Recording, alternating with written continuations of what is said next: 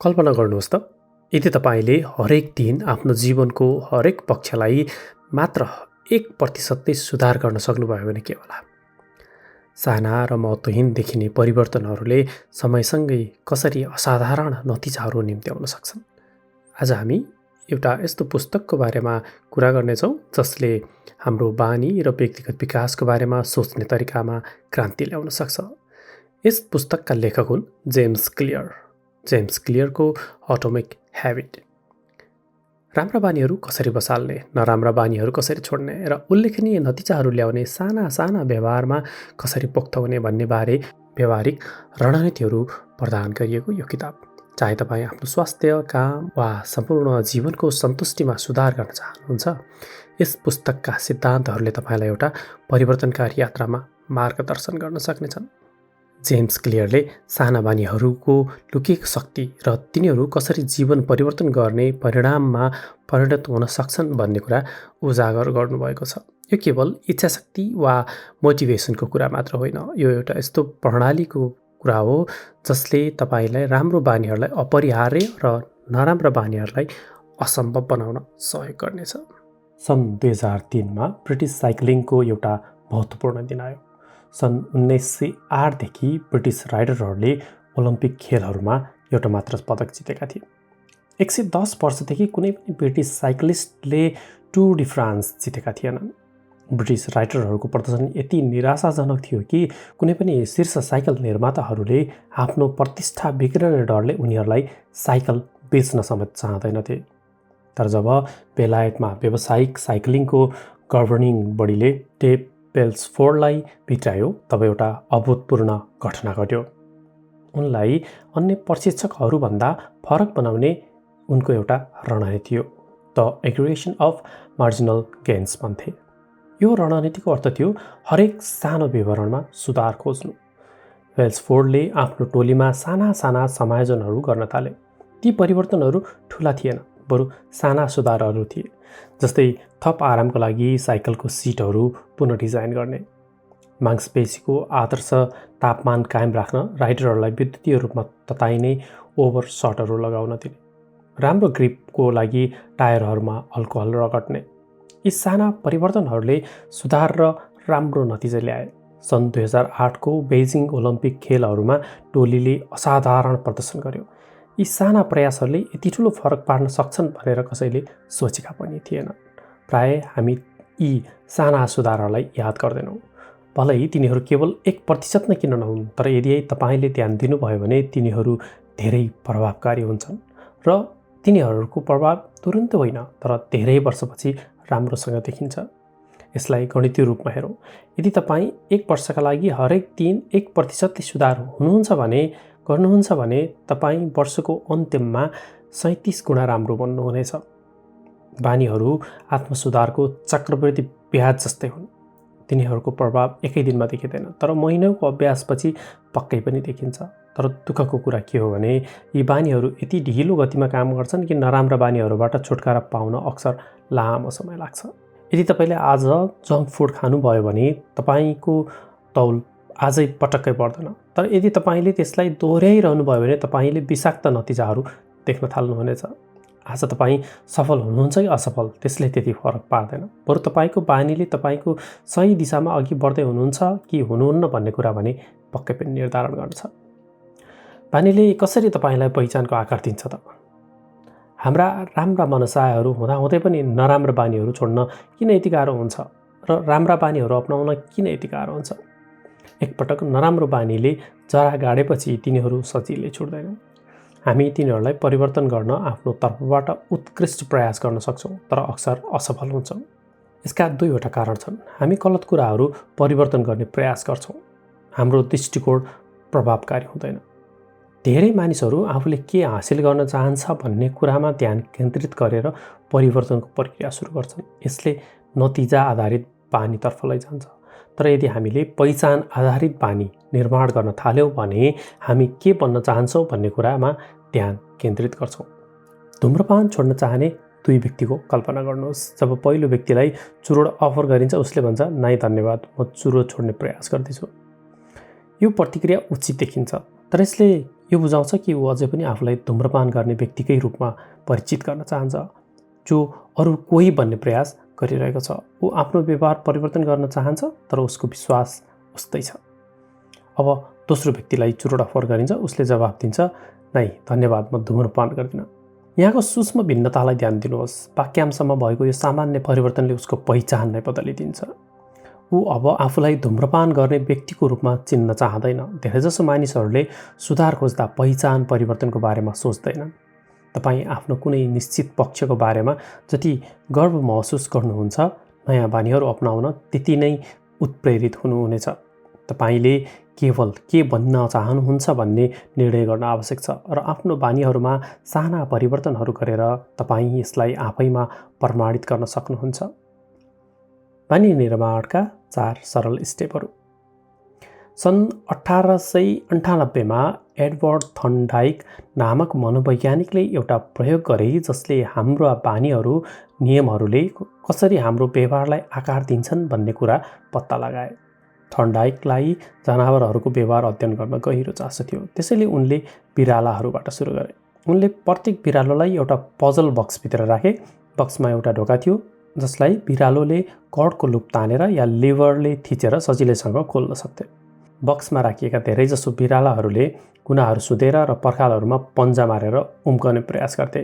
अन्ततः उनीहरूले लिभर पत्ता लगाउँथे र ढोका खोलेर उम्कन सफल हुन्थे। 20-30 पटकको प्रयासपछि यो स्पष्ट भयो कि बिरालाहरूलाई एउटा बानी विकास भयो। बक्समा प्रवेश गर्ने बित्तिकै तिनीहरू उम्कनका लागि लिभर थिच्थे।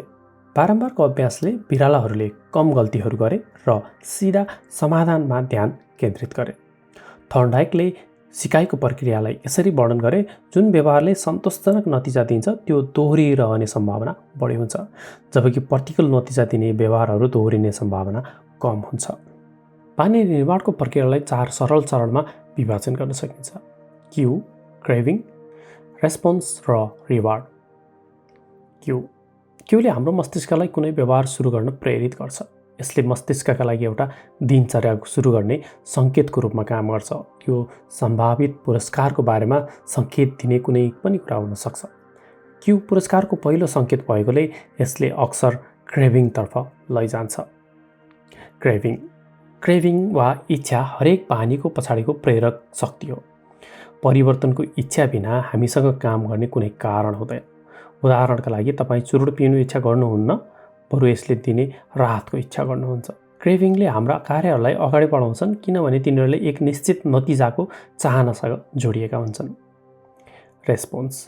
रेस्पोन्स भनेको तपाईँले गर्ने वास्तविक बानी हो, जुन विचार वा कार्यको रूपमा हुन सक्छ। प्रतिक्रिया हुन्छ कि हुँदैन भन्ने कुरा तपाईँलाई कति उत्प्रेरित हुनुहुन्छ र त्यसमा कति प्रयास आवश्यक पर्छ भन्ने कुरामा भर पर्छ। यदि कुनै विशेष कार्यको लागि धेरै प्रयास चाहिन्छ भने त्यो बानी नबन्न सक्छ।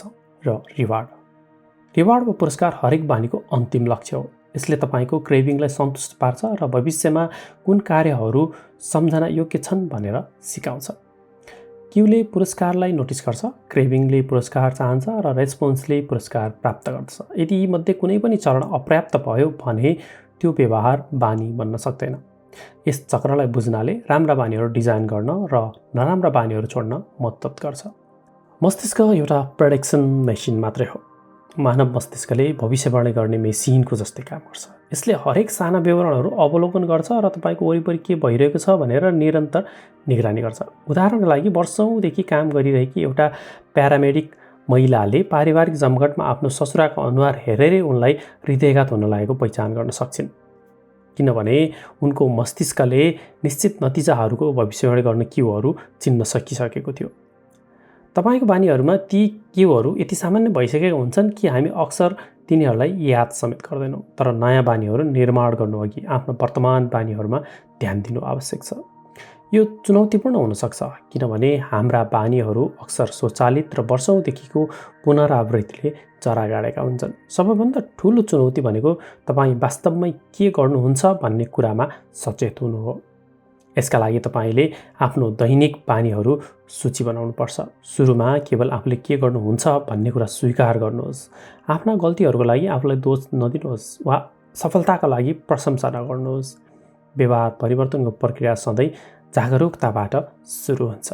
नयाँ बानी सुरु गर्ने उत्तम तरिका। धेरै मानिसहरू सोच्छन् कि उनीहरूमा मोटिभेसनको कमी छ, तर वास्तविकता के हो भने उनीहरू आफ्नो लक्ष्यमा स्पष्ट नभएका हुन्। कहिले र कहाँ के काम गर्ने भन्ने कुरा उनीहरूलाई स्पष्ट हुँदैन, तर व्यवहारको पहिलो नियम भनेको यसलाई स्पष्ट बनाउनु हो। आफ्ना मनसायहरूबारे विशिष्ट र स्पष्ट हुनाले तपाईँको बानीहरूको लागि व्यवहारिक क्यूहरू उपलब्ध गराउँछ र तपाईँलाई कहिले र कहाँ काम गर्ने भन्ने योजना डिजाइन गर्न अनुमति दिन्छ। अनुसन्धानले देखाएको छ कि अग्रिम रूपमा गरिएको योजना, जसलाई शोधकर्ताहरू इम्प्लिमेन्टेसन इन्टेन्सन भनिन्छ, जसले मानिसहरूलाई आफ्ना लक्ष्यहरूमा अडिग रहन मद्दत गर्छ। एउटा विस्तृत योजना हुनाले नयाँ बानीमा टिकिरहने सम्भावना उल्लेखनीय रूपमा बढ्छ। आफ्ना कार्यहरूको लागि समय र स्थान स्पष्ट रूपमा परिभाषित गरेर तपाईँले अस्पष्ट मनसायहरूलाई एउटा ठोस योजनामा परिणत गर्नुहुन्छ। वातावरणको भूमिका। उत्प्रेरणालाई बढी महत्त्व दिइन्छ, तर वातावरण अक्सर बढी महत्त्वपूर्ण हुन्छ। एउटा हस्पिटलमा गरिएको एउटा अध्ययनमा क्याफेटेरियामा मानिसहरूलाई कुनै घोषणा नगरी, कुनै मोटिभेसन नगरी केवल फ्रिज र विभिन्न फुड स्टेसनहरूमा सोडाको सट्टा पानीका बोतलहरू सजिलै उपलब्ध गराइयो। आगामी 3 महिनामा सोडाको बिक्री 11%ले घट्यो, बोतलको पानीको बिक्री भने 25%ले बढ्यो। अक्सर मानिसहरू कुनै कुरा खानका लागि यसकारण छनौट गर्दैनन् कि उनीहरूलाई त्यो विशेष रूपमा चाहन्छन्, यसकारण छनौट गर्छन् कि त्यो कहाँ कसरी राखिएको छ। वातावरणले मानव व्यवहारलाई आकार दिन अदृश्य भूमिका खेल्छ। यदि तपाईँ कुनै बानीलाई आफ्नो जीवनको मुख्य हिस्सा बनाउन चाहनुहुन्छ भने तपाईँले त्यसको क्यूलाई आफ्नो वातावरणको मुख्य हिस्सा बनाउनुपर्छ। उदाहरणका लागि, यदि तपाईँ धेरै पानी पिउन चाहनुहुन्छ भने आफ्नो बस्ने ठाउँ वरिपरि पानीका बोतलहरू राख्नुहोस्। यदि तपाईँ धेरै पढ्न चाहनुहुन्छ भने आफूले धेरै समय बिताउने ठाउँहरूमा पुस्तकहरू छाड्नुहोस्। वातावरणमा साना साना समायोजनहरू गरेर तपाईँ एउटा यस्तो सेटिङ बनाउन सक्नुहुन्छ जसले स्वाभाविक रूपमा सकारात्मक व्यवहारलाई प्रोत्साहन गर्छ र उत्प्रेरणामाथिको निर्भरतालाई कम गर्छ। आत्मनियन्त्रणको रहस्य, the secret of self control. सन् 1971मा भियतनाममा युद्धको क्रममा पत्ता लाग्यो कि त्यहाँ खटिएका करिब 15% अमेरिकी सैनिकहरू लागु पदार्थको दुर्व्यसनी थिए। तर जब यी सैनिकहरू अमेरिका फर्के, उनीहरू एउटा यस्तो वातावरणमा आए जहाँ लागु पदार्थको कुनै क्यू वा सङ्केत नै थिएन। उनीहरूको बानी फेरिन थाल्यो। यसले हाम्रो सांस्कृतिक विश्वासलाई चुनौती दिन्छ कि समाधान केवल अनुशासनमा मात्र छ। वैज्ञानिकहरूले बलियो आत्मनियन्त्रण भएका मानिसहरूलाई अध्ययन गर्दा पत्ता लगाए कि उनीहरू सङ्घर्ष गर्नेहरूभन्दा धेरै फरक थिएनन्। बरु अनुशासित मानिसहरू राम्रो हुनुको कारण के छ भने उनीहरू प्रलोभनले भरिएका परिस्थितिहरूबाट टाढै रहन्छन्। सबैभन्दा बढी आत्मनियन्त्रण भएका मानिसहरूले यसको प्रयोग सबैभन्दा कम गर्छन्। यदि तपाईँले सधैँ सेल्फ कन्ट्रोल प्रयोग गर्नु पर्दैन भने यसको अभ्यास धेरै सजिलो हुन्छ। त्यसैले आफ्ना राम्रा बानीहरूलाई क्यूहरू स्पष्ट बनाउनुहोस् र नराम्रा बानीहरूका लागि क्यूहरू अदृश्य बनाउनुहोस्। दोस्रो नियम, यसलाई आकर्षक बनाउनुहोस्। बानी बनाउनको लागि त्यसलाई कुनै पनि चिजलाई आकर्षक बनाउनुहोस्। तपाईँले गर्नुपर्ने आवश्यक कार्यलाई आफूले गर्न चाहने आकर्षक कार्यसँग जोड्नुहोस्। यस विधिलाई टेम्पटेसन बन्डलिङ भनिन्छ। यो सिद्धान्तले भन्छ कि यदि तपाईँले कुनै कम वाञ्छनीय गतिविधिलाई बढी वाञ्छनीय गतिविधिसँग जोड्नुभयो भने तपाईँ त्यो काम गर्न बढी उत्प्रेरित हुनुहुनेछ। उदाहरणका लागि, यदि तपाईँलाई अडियो बुक सुन्न मनपर्छ तर व्यायाम पनि गर्नु छ भने व्यायाम गर्दा मात्र आफ्नो मनपर्ने अडियो बुक सुन्नुहोस्। यसले व्यायाम गर्ने कार्यलाई बढी आकर्षक बनाउँछ। यो प्रविधिले काम गर्छ किनभने यसले दीर्घकालीन फाइदाहरूसँग तत्काल सन्तुष्टिलाई जोड्छ, जसले बानीलाई थप आकर्षक बनाउँछ। परिवार र साथीहरूको भूमिका। हामी हाम्रा पहिलो बानीहरू आफै छनौट गर्दैनौँ, हामी तिनीहरूलाई नक्कल गर्छौँ। हाम्रो परिवार, हाम्रो साथीहरू र हामी समाजको अनुसरण गर्छौँ। हामी अन्जानमै हाम्रा नजिकका मानिसहरूका बानीहरू अपनाइरहेका हुन्छौँ। एउटा अध्ययनले पत्ता लगाएको छ, यदि तपाईँको कुनै साथी मोटो छ भने तपाईँ मोटो हुने सम्भावना 50%ले बढ्छ। त्यसैले तपाईँले गर्न सक्ने सबैभन्दा राम्रो कुरा भनेको एउटा यस्तो संस्कृति वा समूहमा सामेल हुनु हो जहाँ तपाईँका राम्रा बानीहरूलाई स्वागत र प्रोत्साहन गरिन्छ। तपाईँले विकास गर्न चाहनु भएको बानीहरू पहिले नै भएका मानिसहरूको वरिपरि बस्नाले तपाईँलाई ती बानीहरू अपनाउन सजिलो बनाउँछ। नराम्रो बानीको कारण पत्ता लगाउने र सच्याउने पनि गर्नुपर्छ। तपाईँले कुनै पनि गाह्रो बानीलाई सकारात्मक मानसिकतासँग जोडेर सजिलो बनाउन सक्नुहुन्छ। हामी अक्सर भन्छौँ मैले यो काम गर्नुपर्छ, आई ह्याभ टु। तर यदि हामीले केवल एउटा शब्द परिवर्तन गरेर भन्यौँ भने मैले काममा जाने अवसर पाएको छु, आई गेट टु। शब्दहरूको यो सामान्य परिवर्तनले तपाईँको सम्पूर्ण दृष्टिकोण बदलिदिन्छ। यसले बानीको अवरोध र बेफाइदाहरूलाई भन्दा त्यसका फाइदाहरूलाई हाइलाइट गर्छ। आफ्नो सोचाइलाई परिवर्तन गरेर, रिफ्रेमिङ गरेर तपाईँ कुनै पनि गाह्रो बानीलाई रमाइलो बानीमा परिणत गर्न सक्नुहुन्छ। बानी निर्माण एउटा यस्तो प्रक्रिया हो जसमा रिपिटेसन मार्फत व्यवहार एउटा स्वचालित प्रतिबिम्ब, अटोमेटिक रिफ्लेक्स बन्छ। बानी बन्न कति समय लाग्छ भन्ने कुरा त्यति फरक पार्दैन। महत्त्वपूर्ण त त्यो हुन्छ कि तपाईँले त्यो व्यवहार कति पटक दोहोऱ्याउनुहुन्छ। कुनै पनि बानी निर्माण गर्ने मुख्य कुरा साना र व्यवस्थित चरणहरूमा ध्यान केन्द्रित गर्नु हो। लक्ष्य भनेको नयाँ बानी सुरु गर्दा हुने घर्षण वा अवरोधलाई कम गर्नु हो। न्यूनतम प्रयासको नियम, ल अफ लिस्ट इफोर्ट। मानव स्वभावले न्यूनतम प्रयासको नियम पालना गर्छ। उसले भन्छ कि जब मानिसहरूलाई दुईवटा समान विकल्पहरू दिइन्छ, उनीहरूले स्वाभाविक रूपमा कम प्रयास चाहिने विकल्प रोज्छन्। यसको समाधान भनेको एउटा यस्तो वातावरण सिर्जना गर्नु हो जहाँ सही कुराहरू गर्न सम्भव भएसम्म सजिलो होस्, जसले अवरोधहरूको घर्षणलाई कम गरोस्। राम्रा बानीहरूसँग सम्बन्धित घर्षणलाई कम गर्ने र नराम्रा बानीहरूसँग सम्बन्धित घर्षणलाई बढाउने तरिकाहरू खोज्नुहोस्। जस्तै यदि तपाईँ बिहान व्यायाम गर्न चाहनुहुन्छ भने अघिल्लो रात नै आफ्नो व्यायाम गर्ने लुगाहरू तयार पारेर राख्नुहोस्। द 2 मिनट रुल्स, 2 मिनटको नियम। जब तपाईँ नयाँ बानी सुरु गर्नुहुन्छ, यसले गर्नका लागि 2 मिनटभन्दा कम समय लिनुपर्छ। तपाईँले याद गर्नुहुनेछ कि लगभग कुनै पनि बानीलाई 2 मिनटको संस्करणमा सङ्कुचित गर्न सकिन्छ। हरेक रात ओछ्यानमा जानु अघि पुस्तक पढ्ने बानी बनाउनु छ भने तपाईँले हरेक रात ओछ्यानमा जानु अघि 1 पृष्ठ भए पनि पढ्ने प्रयास गर्नुपर्छ। आधी घन्टा जति योग गर्ने विचार छ भने आफ्नो योग म्याट बाहिर निकालेर राख्नुपर्छ। मुख्य कुरा बानी सुरु गर्न सजिलो बनाउनु हो। एकपटक तपाईँले सुरु गरेपछि पहिलो 2 मिनट एउटा बानी बन्छ जसले तपाईँलाई ठुलो दिनचर्यामा लैजान्छ। नराम्रो बानीलाई असम्भव बनाउने प्रतिबद्धता। सन् 1830 को गर्मियामा फ्रेन्च लेखक भिक्टर ह्युगो आफ्नो पुस्तक द हन्चब्याक अफ नोट्रे-डाम लेख्ने सङ्घर्ष गरिरहेका थिए। उनले आफ्ना सबै लुगाहरू कामदारलाई लकअपमा राख्न दिए ताकि बाहिर जाने कुनै विकल्प नै नरहोस्। लुगा नभएपछि उनीसँग घरमै बस्ने र लेख्ने बाहेक विकल्प थिएन र उनले समय अगावै पुस्तक पुरा गरे। सफलताको साँचो केवल राम्रा बानीहरूलाई सजिलो बनाउनु मात्र होइन, नराम्रा बानीहरूलाई गाह्रो बनाउनु पनि हो। नराम्रा बानीहरूलाई गाह्रो बनाउनुहोस्। यदि तपाईँ सामाजिक सञ्जालमा समय बर्बाद गर्न छोड्न चाहनुहुन्छ भने आफ्ना खाताहरूलाई लगआउट गर्नुहोस् र फोनबाट एपहरू हटाउनुहोस्। सार्वजनिक प्रतिबद्धताहरू गर्नुहोस् र आफूलाई जवाफदेही बनाउनुहोस्। चौथो नियम, यसलाई सन्तोषजनक मान्नुपर्छ। Make it satisfying. बानी परिवर्तनको मुख्य नियम हो। जुन बानीले पुरस्कार पाउँछ त्यो दोहोरिन्छ र जुन व्यवहारले सजाय पाउँछ त्यो व्यवस्था गरिन्छ। तर यो नियम अलि जटिल छ। हामी केवल सन्तुष्टि मात्र खोज्दैनौँ, हामी तत्काल सन्तुष्टि खोज्छौँ। नराम्रा बानीहरूले अक्सर तत्काल आनन्द दिन्छन् तर दीर्घकालीन नकारात्मक परिणामहरू निम्त्याउँछ, जबकि राम्रा बानीहरू सुरुमा चुनौतीपूर्ण लाग्न सक्छन् तर दीर्घकालीन रूपमा तिनीहरू फाइदाजनक हुन्छन्। राम्रा बानीहरूलाई सन्तोषजनक बनाउन तपाईँले केही उपायहरू अपनाउन सक्नुहुन्छ, जस्तो कि आफ्नो प्रगतिको ट्र्याक राख्नुहोस्। बेन्जामिन फ्रेङ्कलिनले आफ्नो पुस्तकमा दैनिक 13वटा राम्रा बानीहरूको ट्र्याक राख्थे। कुनै काम पुरा गरेपछि सूचीमा क्रस चिन्ह लगाउनु अविश्वसनीय रूपमा सन्तोषजनक महसुस हुन्छ। बानी ट्र्याकिङले व्यवहारलाई स्पष्ट र आकर्षक तथा सन्तोषजनक बनाउँछ। आफैलाई पुरस्कृत गर्नुहोस्। कुनै पनि एउटा टास्क पुरा गरिसकेपछि आफैलाई एउटा पुरस्कार दिने प्रणालीको विकास गर्नुहोस्। भिजुअल क्युजको प्रयोग। प्रत्येक पटक कुनै काम पुरा गर्दा चारमा सिक्का थप्ने जस्ता कामहरू गर्नुहोस्। चार भरिएको देख्दा सन्तुष्टि र प्रेरणा दुवै मिल्नेछ। जसरी हामी रमाइलो अनुभवहरू दोहोऱ्याउँछौँ त्यसरी नै हामी पीडादायी अनुभवहरूबाट बच्न चाहन्छौँ। यदि गल्ती वा असफलता तत्काल र महँगो छ भने हामी त्यसबाट छिटो सिक्छौँ।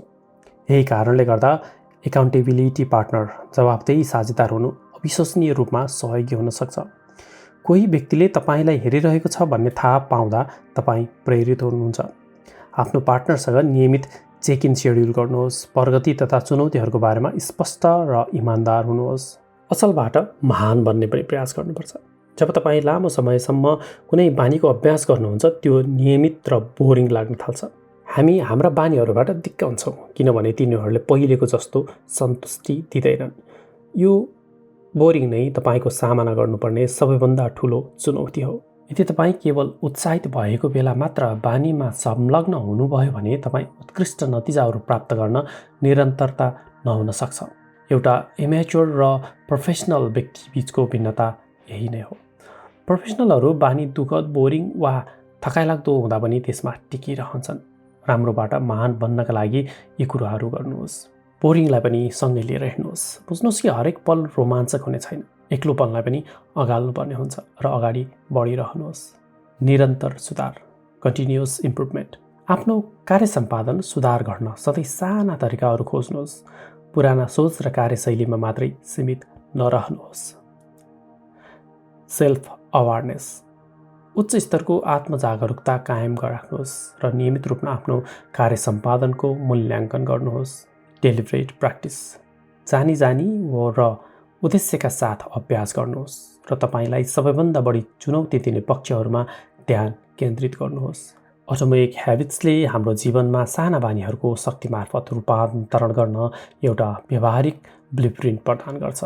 व्यवहार परिवर्तनका 4 नियमहरू यसलाई स्पष्ट बनाउने, आकर्षक बनाउने र सजिलो बनाउने अनि सन्तोषजनक बनाउनुहोस् भन्ने पालना गरेर तपाईँ सकारात्मक बानीहरूको विकास गर्न सक्नुहुन्छ।